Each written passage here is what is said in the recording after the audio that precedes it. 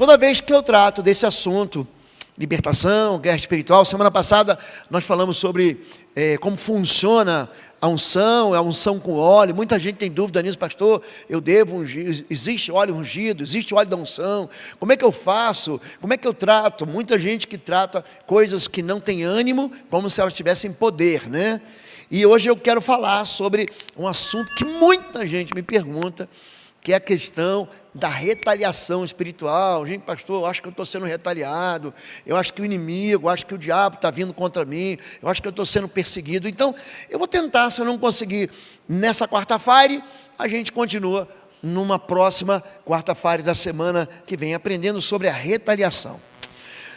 Deus, Ele é que detém todo o poder para libertar. Essa história de que tem pastor libertador, a libertação, ela é a causa, a razão e aquilo que norteia, por exemplo, o ministério de Cristo. Ele veio para libertar cativos, para pôr liberdades oprimidos, abrir a porta das prisões e dar vista aos cegos. Essa unção, que a gente chama de unção de Jesus, ela está em Isaías 61, de 1 a 3, e também em Lucas capítulo 4. Ela vai se repetindo assim no ministério de Jesus. Jesus, ele pega esse ministério, ele transfere a todo aquele que crê. Ele diz, esse é um sinal que vai seguir a quem crê. Muita gente pensa que Jesus deu apenas para os discípulos, aqueles 12 apóstolos, mas na verdade, os 12 viraram 11. Você sabe que Judas se perdeu no ministério, ele acabou se envolvendo com a ganância, ele no fim da vida dele, ele se enforca. Então aqueles 12 nem eram mais 12, eram 11. Matias é um ministro, é um discípulo, cuja Bíblia fala muito pouco, quase nada sobre ele, mas Deus levanta um apóstolo depois, chamado Paulo.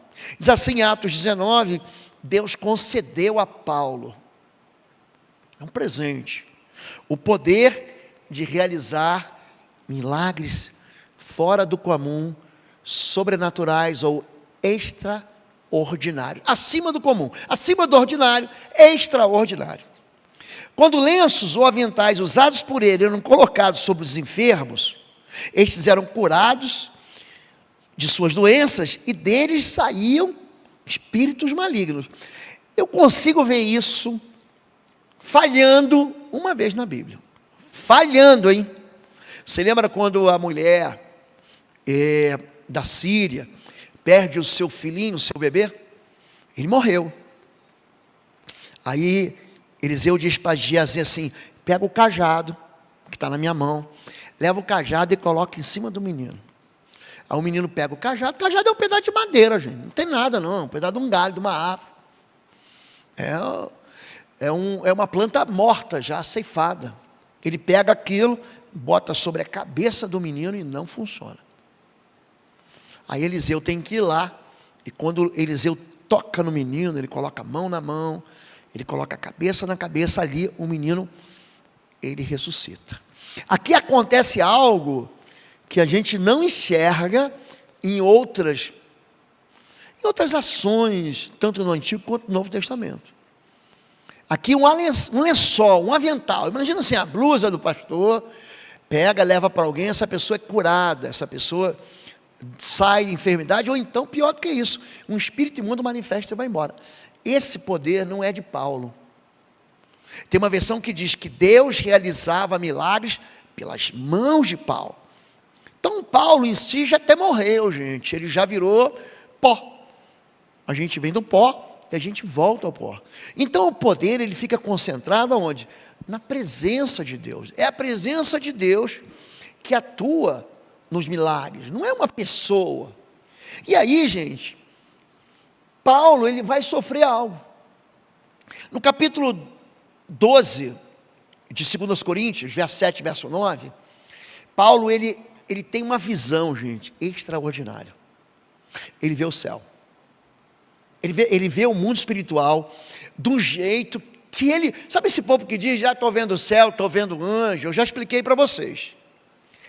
Todas as pessoas na Bíblia, Todas, inclusive Maria quando viu o anjo, inclusive Zacarias quando viu o anjo, o pai de João Batista, inclusive Josué quando vê anjo no capítulo 5, inclusive capítulo 5 de Josué, inclusive Jacó e Manaim quando vê anjo, todo mundo que vê anjo, Abraão no capítulo 18, ele recebe 2 anjos em casa, todo mundo que vê anjo se apavora, todo mundo.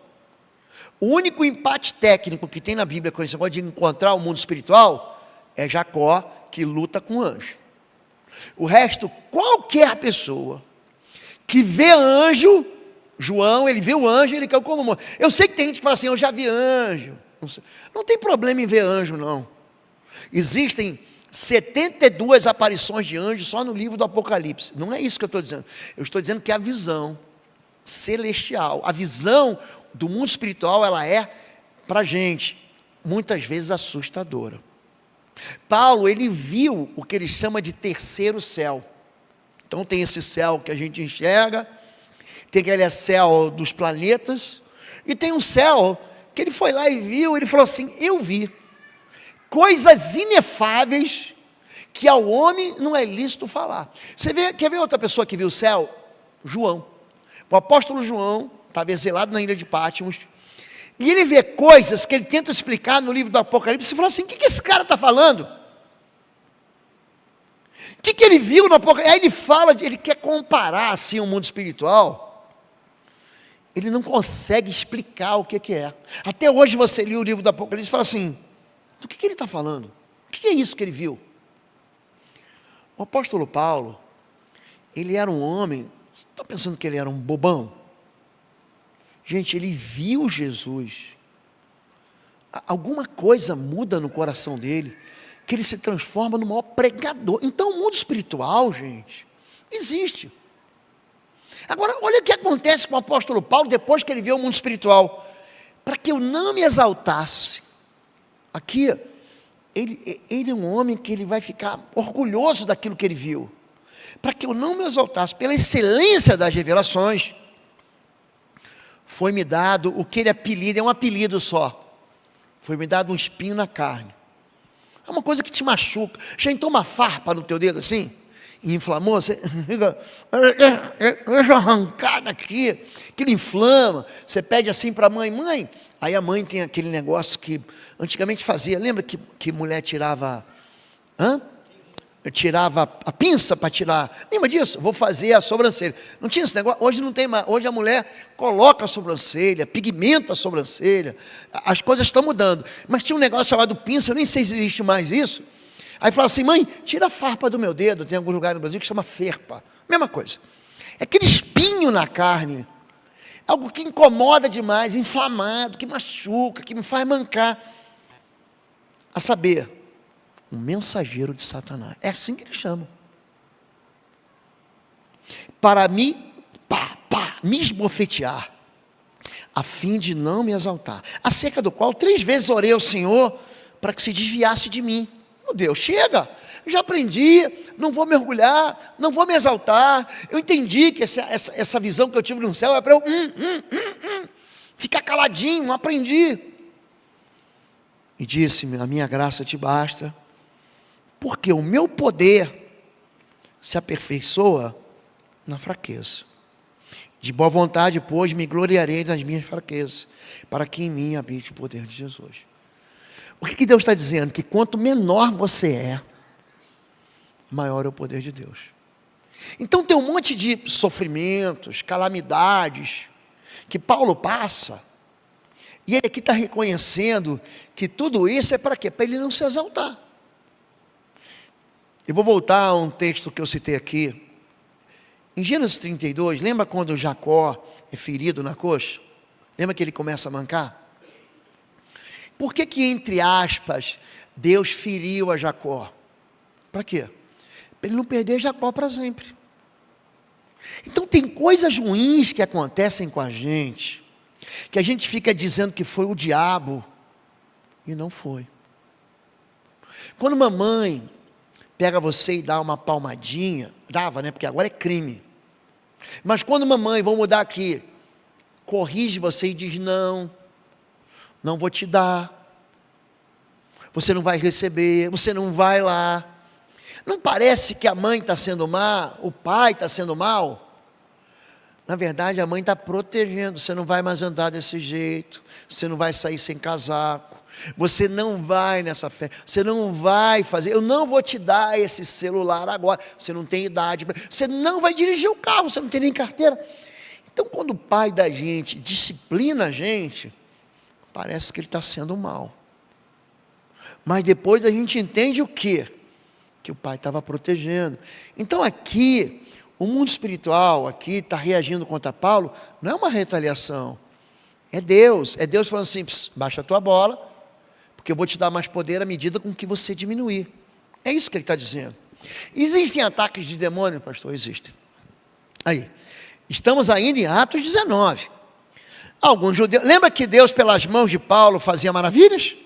É o mesmo capítulo, Atos 19, só que agora nós chegamos no verso 13.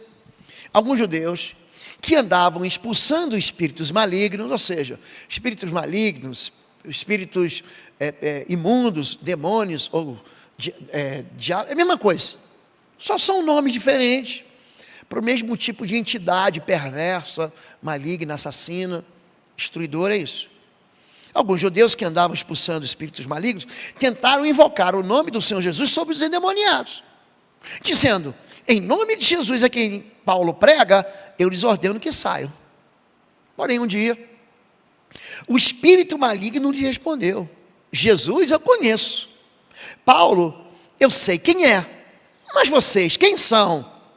Então, aquela pessoa, o endemoniado, saltou sobre eles e os dominou, espancando-os com tanta violência que eles fugiram de casa nus e feridos. Opa, aqui nós temos uma revolta, aqui nós temos uma retaliação de um espírito imundo contra alguém que estava expulsando demônios. E aqui tem uma característica especial, eles não eram cristãos, eles não eram filhos de Deus, eles não tinham nenhuma ligação com Jesus, eles só queriam usar o poder de Jesus. Eu vos esconjuro, tem uma versão que diz, eu vos expulso em nome de Jesus a quem Paulo prega. Eu estou usando o poder do Deus daquele cara ali, ó. Sabe aquele Paulo que pelas mãos dele, o apóstolo Paulo fazia maravilhas, até os lenços e aventais, viu? Esses 7 filhos de um sumo sacerdote, de Atos capítulo 19, estão vendo que Paulo faz maravilha, e falam assim, eu vou experimentar isso. São pessoas que querem se aproveitar do poder de Deus, sem viver com Deus, sem ter uma experiência com Deus. E aí o que acontece? Eles sofrem um ataque maligno. Deixa eu avançar aqui.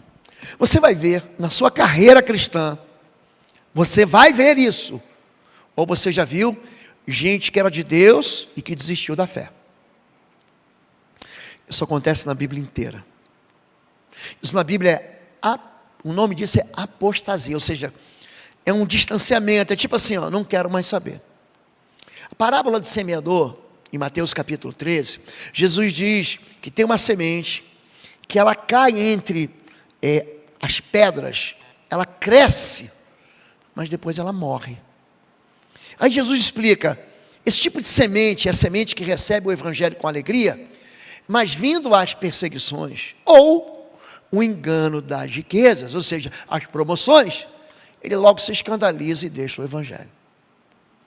Você vai encontrar gente, seja pastor, líder, diácono, gente que te leva para Deus, gente que te aconselha, essa pessoa vai desistir de ser crente. Não se escandalize por isso, porque isso acontece. Você vai ver guerreiros caindo. Pastor, você viu? Aquela pessoa, ele é um homem de Deus, ela é uma mulher de Deus, olha o que aconteceu. Aprenda isso. Você vai enxergar guerreiros valentes caindo. A Bíblia fala de um monte de gente no Antigo Testamento que cai. Crescente era o nome dele. Crescente, ele se desvia. Tem um homem que foi discípulo de Paulo, o nome dele era Demas, ele se desviou. Tem um Tito, que não é o Tito, que depois se tornou discípulo de Paulo, ele escreve uma carta, a carta de Paulo a Tito, tem um Tito que se desvia. Eu já contei aqui a história de Judas, andou com Jesus, viu o milagre, viu o cego ver, viu Jesus andando sobre as águas, ele estava naquele barco lá, gente. Ele viu Jesus mandando calar a tempestade, cessa, e ele se desviou. Então aprenda isso, você vai encontrar pessoas de Deus que vão tropeçar, vão cair, que Deus vai levantar e ele vai continuar, e gente que vai se desviar e não vai voltar nunca mais. Como caíram os guerreiros no meio da batalha, 2 Samuel, capítulo 1, verso 25. Jonatas está morto sobre os montes de Israel. Como estou triste por você, Jonatas. Meu irmão, como queria bem. Caíram os guerreiros, as armas de guerra foram destruídas. Jonatas é um homem de Deus, que tem uma aliança espiritual com o futuro rei de Israel, era Davi. Pensa num homem valente, ele ataca pelotões de guerra. Se você quer pegar a história dele assim, bem contundente, está em 1 Samuel capítulo 14, gente, ele era um valente, e ele morre com a espada na mão. Por que caem os guerreiros? Normalmente, nós caímos porque somos confundidos.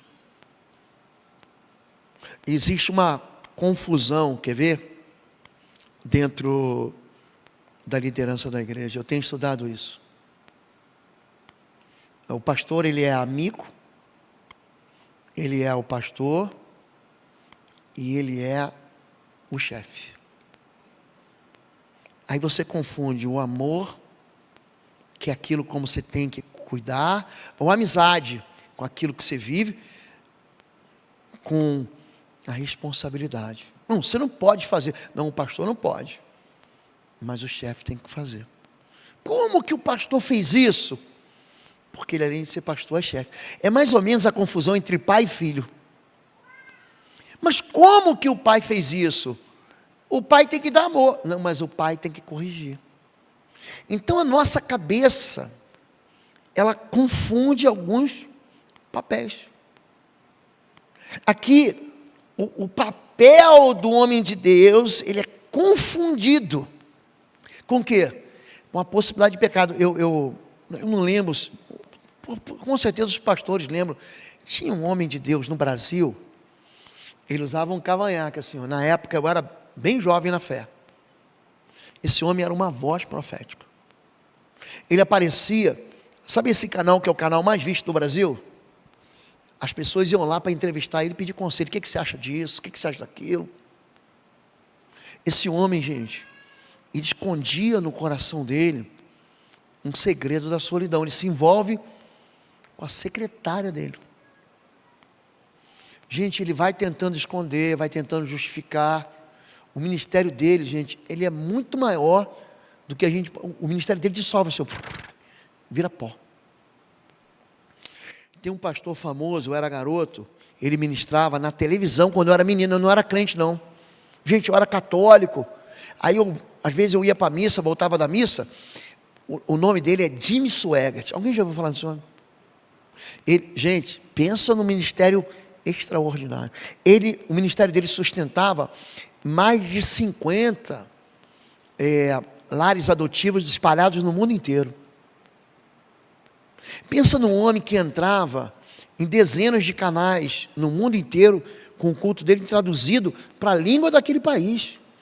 Era traduzido no português. As filhas deles cantavam no altar. Esse homem escondeu um segredo no coração. O ministério fez assim, ó.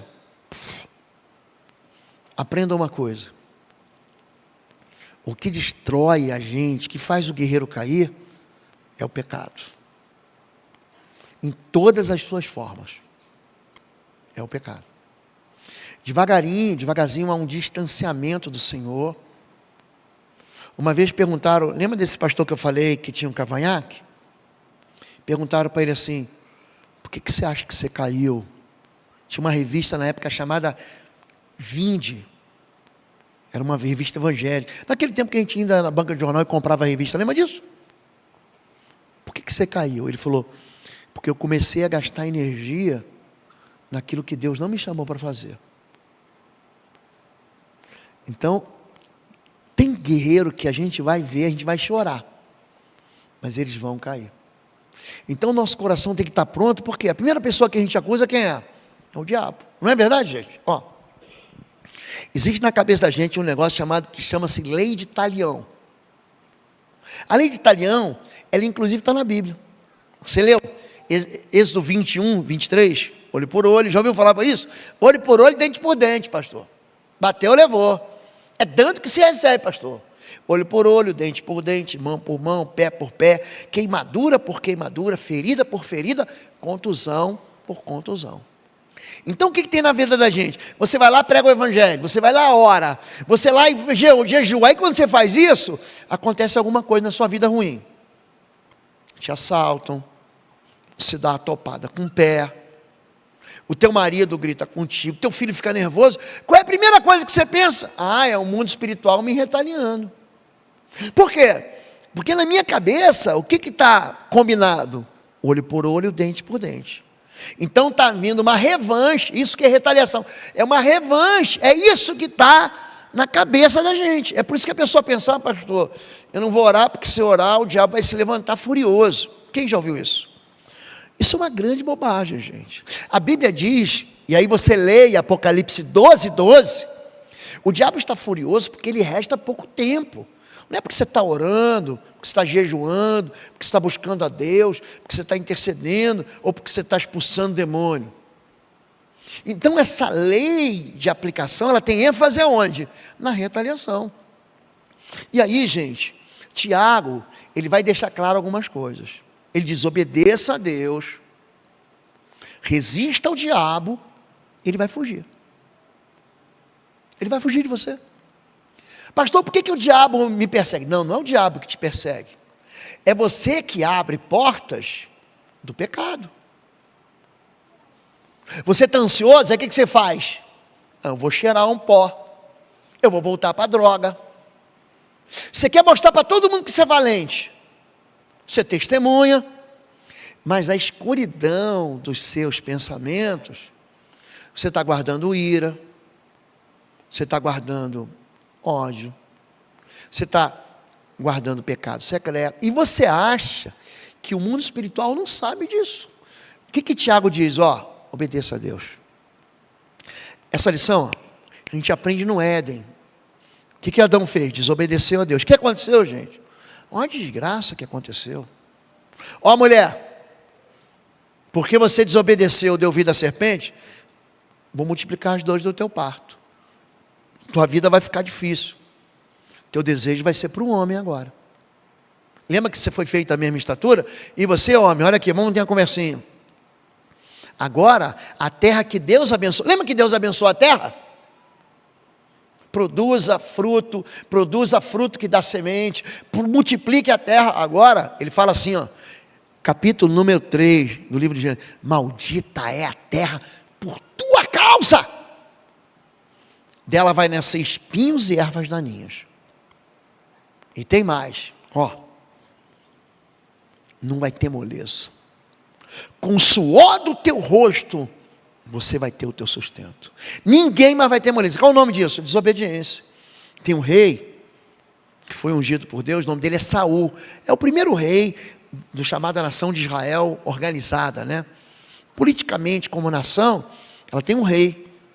O nome dele é Saul. Sabe o que Deus fala para ele? É melhor obedecer do que sacrificar. É melhor obedecer do que você vir aqui entregar um cheque de $1 milhão. Pode entregar o cheque. Quer entregar o cheque? Quer sacrificar? Sacrifique, mas obedeça. É melhor obedecer. A obediência tem o melhor sabor. Então o que as pessoas dizem? Elas desobedecem. Cai na cilada do estou apaixonado, não casa, já vai viver uma relação de intimidade, rouba, engana, mente, e acha que vai ter a bênção de Deus. Gente, até quando a igreja vai ser infantil e imatura de colocar culpa no diabo? E não estou aqui dizendo que ele é inocente não, viu? O diabo é culpado, mas tem muita gente que está fazendo todo o esforço pelo diabo. O diabo não precisa nem fazer nada, o diabo está cruzando o braço assim, ele mesmo está se quebrando. Ele já não entendeu por que ele toda hora se machuca. Obedeça a Deus. Resista ao diabo. Ele não vai te perseguir, não vai. Ele vai fugir de você. Ele vai. Gente, eu fui no meu trabalho, pastor, e lá tem um monte de gente do ocultismo, um monte de gente do feitiço. Gente, acredite nisso. A tua presença incomoda o reino das trevas. Fique lá. Se você sair de lá, quem vai pregar o evangelho para aquelas pessoas? Quem vai falar do amor de Deus? Quem vai ser testemunha de Deus? Quem vai ser o único honesto naquele lugar? Quem vai ser o único que vai falar assim, não, existe um Deus que cura, fui curado. Quem? Obedeça a Deus. Tiago 4,7. Resista ao diabo, ele vai ser afugentado, ele vai escapar. Então aprenda isso. Ah, pastor, é retaliação. Não é não, querido, é pecado. Irai-vos e não pequeis. Não dê lugar ao diabo, Efésios 4, 26, 27. Não dê permissão. Fala, povo lindo do Senhor. Você que tem crescido e sido edificado aqui no nosso canal do YouTube, através das mensagens, através das orações. Quero chamar você para visitar o nosso site www.pastorlobo.com. Lá você vai ter a nossa loja virtual com cursos e também com livros que vão edificar profundamente a sua vida na guerra espiritual. Vai lá, vai ser uma bênção. Aqui o povo evangélico usa a palavra legalidade, que eu não gosto dela, sabe por quê? Legalidade é um eufemismo que tenta deixar baratinho a consequência do pecado. Não é legalidade, é iniquidade, é pecado. Não dê lugar ao pecado. Você vai estar dando uma porta aberta para o diabo entrar na tua vida. Ai, pastor, o diabo me persegue meu casamento. Como é que foi feito esse casamento? Você começou ele no altar ou começou ele na cama? Ai, pastor, o diabo está pegando na minha empresa. Vem cá, o peso é justo? Ele é honesto? O que você está sonegando? Deixa de pagar o salário do trabalhador para você ver o que é bom para a tua. Deixa. Deus, gente, você acha que o trabalhador vai reclamar com quem? Quando você segura, retém o preço justo. Então tem muita gente que está dizendo que é o diabo, que na verdade é ele, é pecado. Não é retaliação, gente. Sabe o que é? Colheita. Gálatas capítulo 6, verso 7. Não erreis. Deus não se deixa zombar. Ele não se deixa escarnecer. Você não vai fazer piada com Deus, querido. Aquilo que você plantar, você vai colher. Chama-se semeadura. Pastor, por que isso aconteceu comigo? Você semeou. Pastor, por que eu estou indo preso? Você cometeu um crime.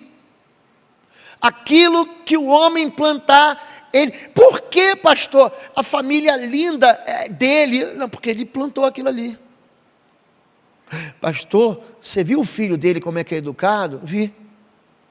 Sabe onde é que ele aprendeu a educação? Em casa. Pastor, ele nem levanta a voz. Sabe onde é que ele aprendeu?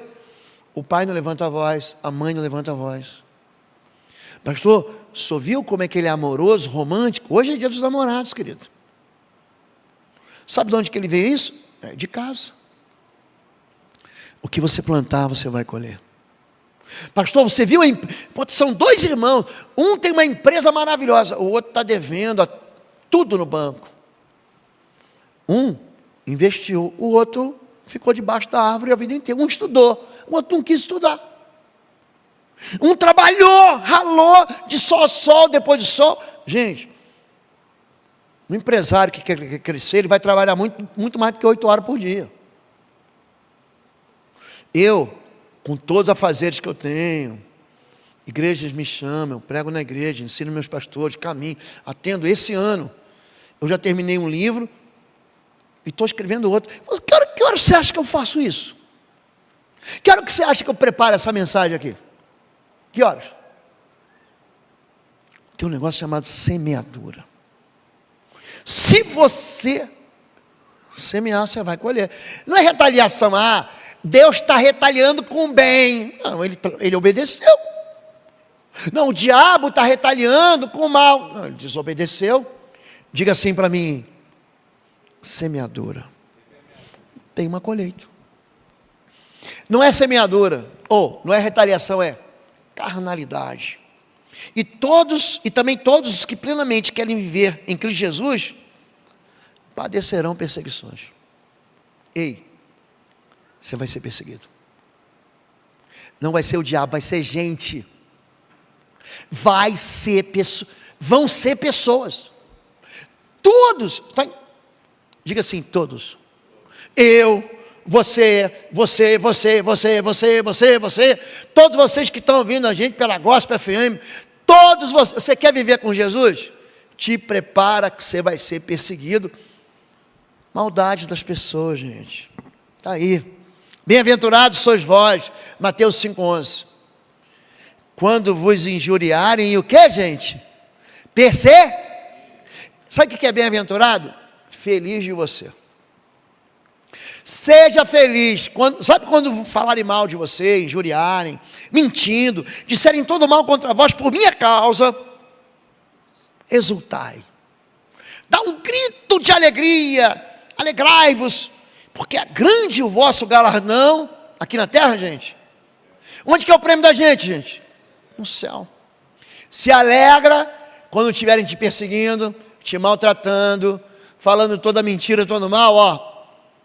Dá um like para você mesmo, fala, calma, que o que é teu está guardado no céu. Tem um prêmio, um galardão, mas é onde, gente? No céu. Alegrai-vos, porque é grande o vosso galardão nos céus, porque assim perseguiram os profetas que foram antes de você. Eu vou dar um exemplo para você. Isaías era profeta, sim ou não, igreja? Sim. Sabe como é que ele morreu? Ó? Cerrado ao meio. Foi assim que ele morreu. Jeremias, lembra do profeta Jeremias? Foi lançado num poço de lama.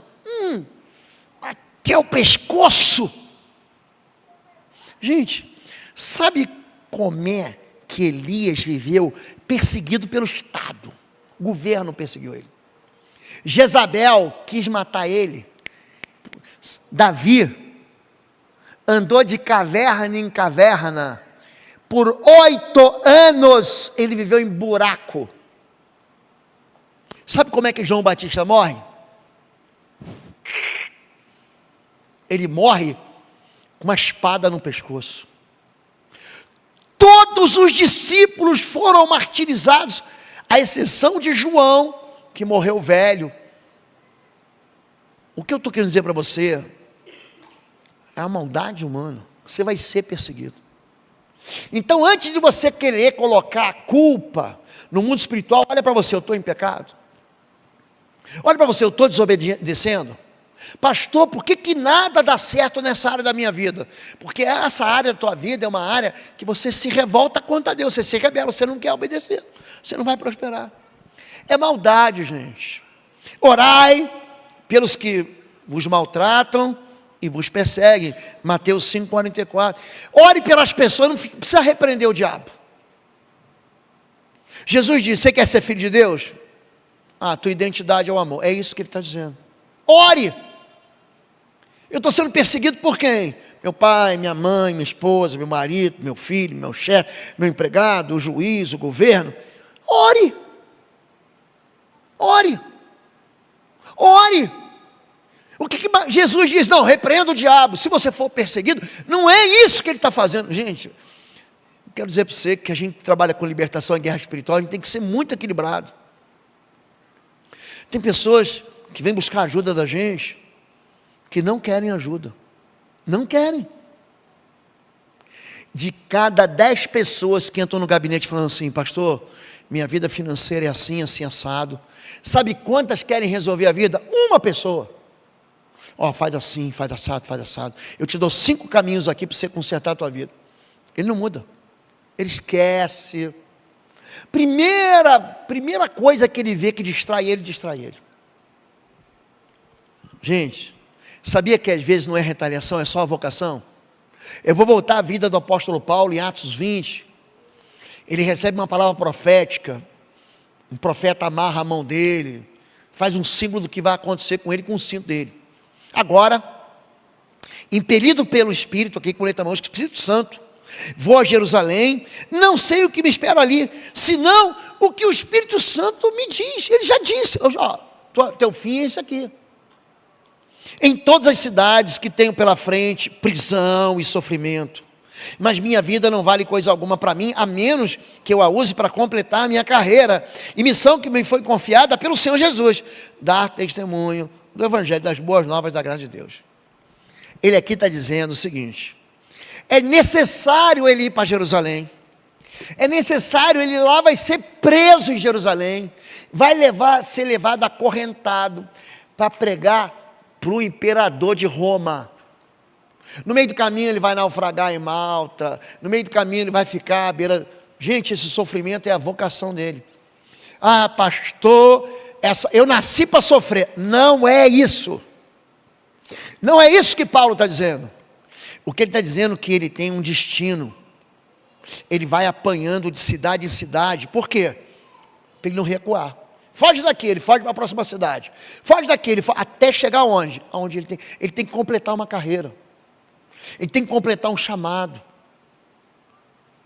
Tem gente que foi chamado para viver numa maré que só faz marolinha. Tem gente que foi chamado para viver o quê? O que está vivendo. Gente, eu tenho uma vocação minha. Pastor João tem uma vocação dele. Pastor Marco tem uma vocação dele. Cada um de vocês tem uma vocação. Não adianta você querer fugir, gente. Você lembra da oração do fugitivo? Lembra disso? Lembra que Deus falou para Jonas? Vai para um lado, ele vai para outro.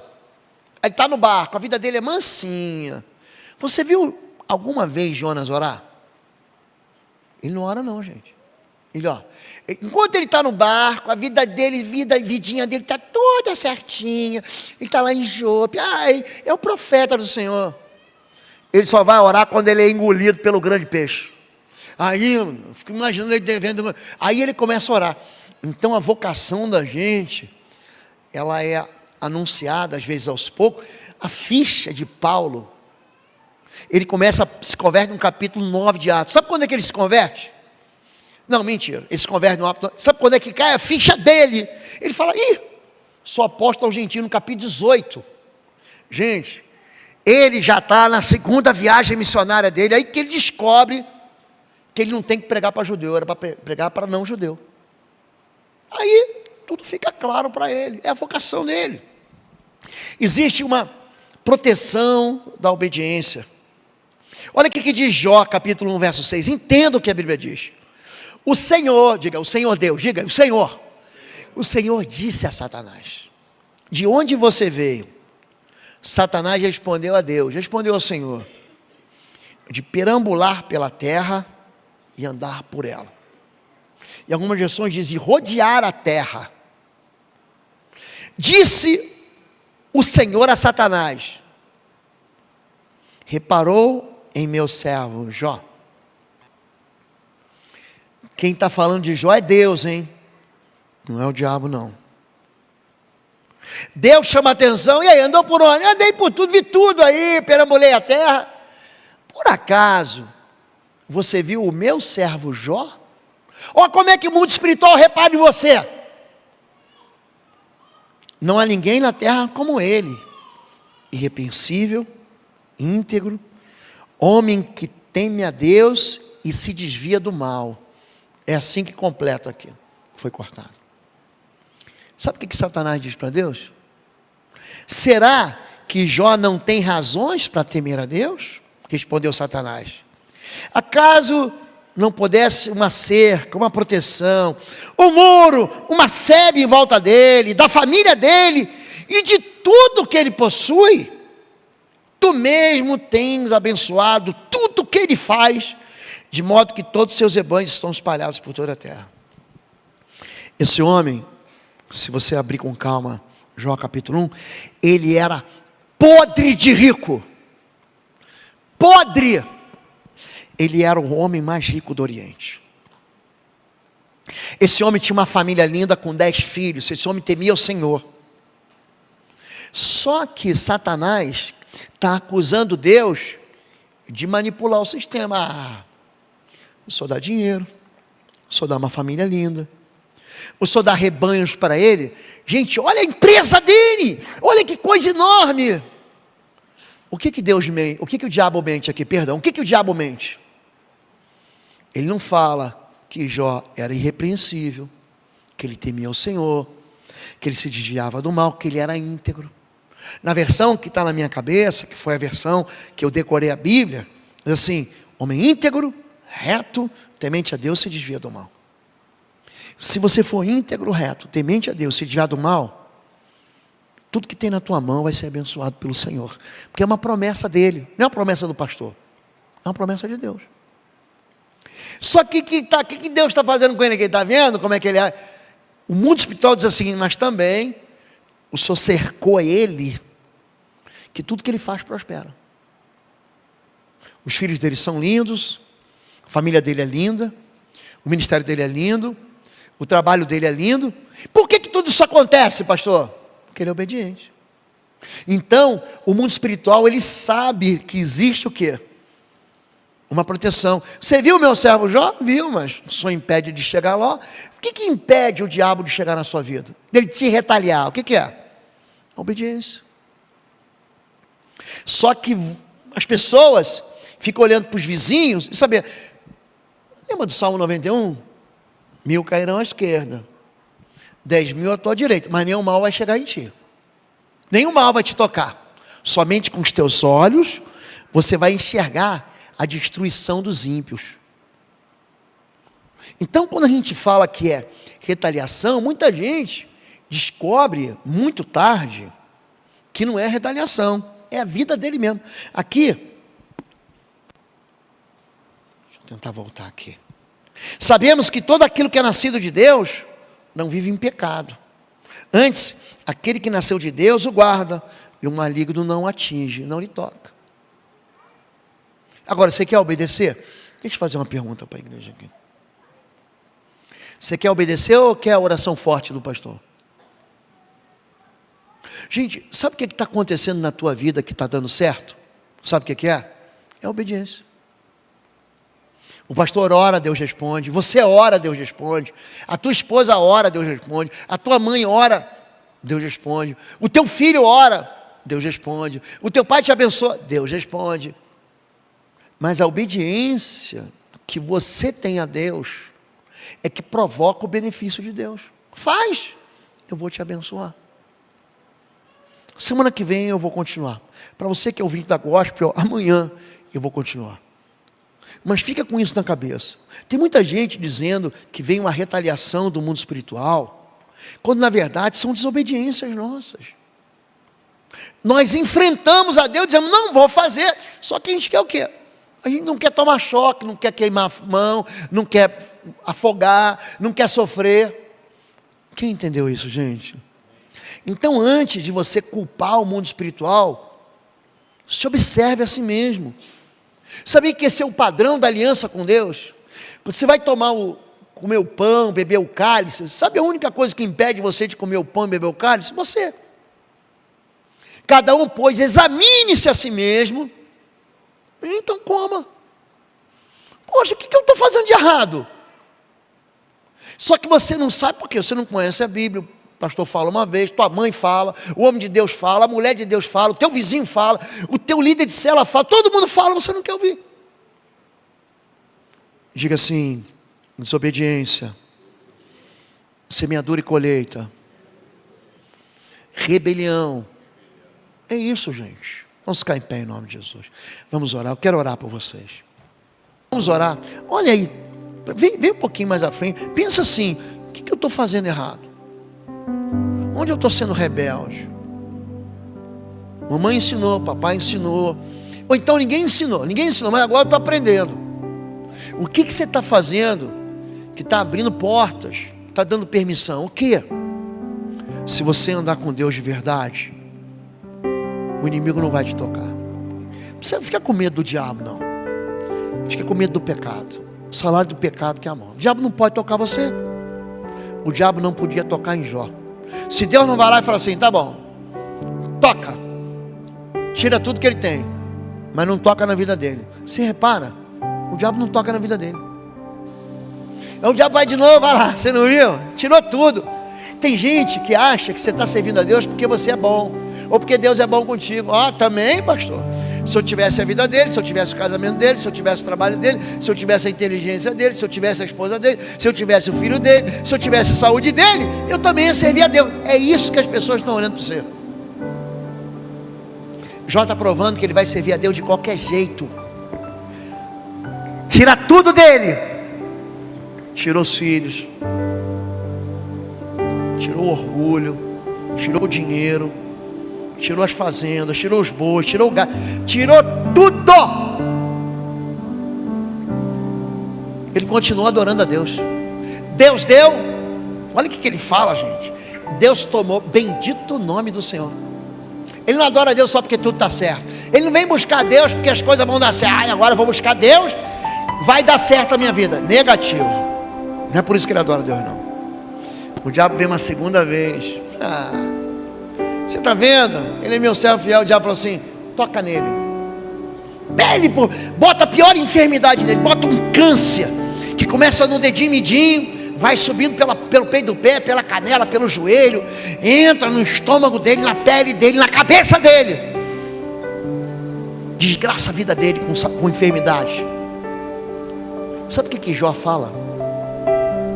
Ele fala assim: ainda que Deus me mate, nele confiarei. Já imaginou você perder filho? Já imaginou perder neto? Já imaginou? Não é só perder o emprego não, gente. Perder um pedaço de você. Já perdeu tudo. Ele falou assim: eu vou obedecer ao Senhor até o fim. Ele pode me matar, mas eu não vou recuar.